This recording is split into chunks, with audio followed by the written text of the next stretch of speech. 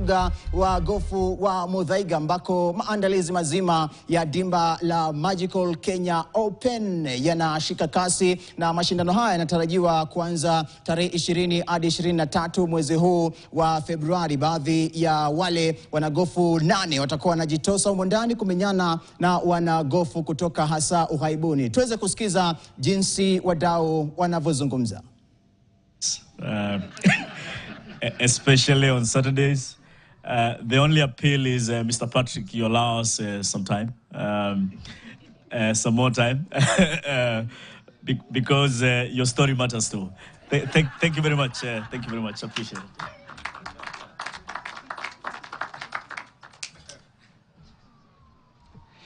You need a gentleman like Moses to make sure that the ball lands on the fairway. That was a good tee shot. Thank you very much. At this point, I want to welcome a gentleman who is wearing very many hats this morning.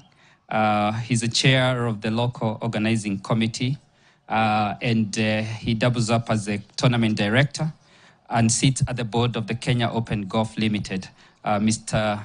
Patrick Obad, to make his remarks.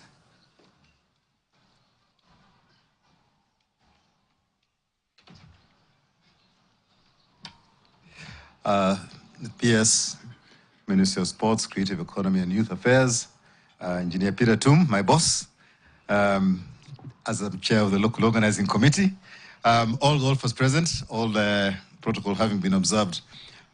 You know, when you're sort of about third or fourth in the order of speeches, a lot of the stuff you're going to say has already been said.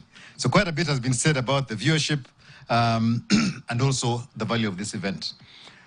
I'd just like to take on from there and talk a little bit about some of the more silent things around the event that I think are important for all of us present to realize, especially the event that is happening this year, because we've already got some information about entries and so forth.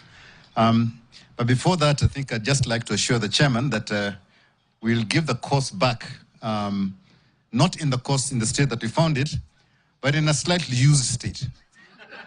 Because if we didn't play, then we'd hand it back in the same way.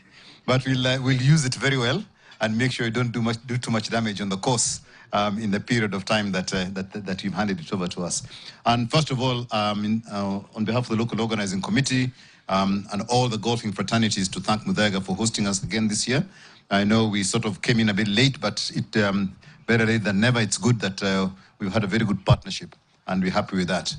And also just to go back to the relationship we've had with ABSA, and also talking about the personal relationship I've had with ABSA. And this is one that I've always been, they know every year, and they're expecting me to say the same thing this year. Yes, I have been a customer of ABSA since 1976. That was the first day, 1st of August, when I opened my account at ABSA, and I'm still a customer up to now. And yes, this year I was recognized as a long-term serving partner. Customer of ABSA. Thank you very much. Your staff did very well this year. So, just a quick one. In terms of the event prior to our event, which is the Qatar Open, finished yesterday. And as a result of that, the full entry list is with us. And I'd like to just confirm we have 2 past winners of the European Tour event. That is from since 2020 as a European Tour event. That is Darius Van Driel, who won last year, is coming back. And also Jorge Campillo, who won the year before that. Before that, we had Ashwin Wu and then Justin Harding. Those are the other 2 who have won in the time, but they're not coming. But in the time the event was the Challenge Tour, quite a few of them are coming. There's about Sebastian Soderberg, we've got Guido Migliosi, and a couple of others. So we've got about 5 other winners who had won when it was the Challenge Tour, who are coming to play. So we've got a very strong field coming in to play the event this year. And that actually is, I think, a very good indication of the esteem in which this event is held by the golfing fraternity.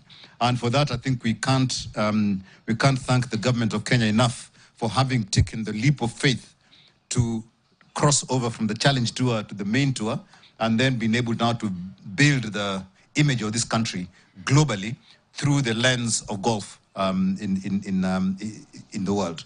So, PS, thank you very much again for the government for having taken that leap of faith to allow us to be able to showcase Kenya in this particular manner. In terms of events that are going to be happening at the Magical Kenya Open, as usual, we'll be having a village, which is will be across the road, with quite a lot of activities being planned for that. That is being planned at the moment.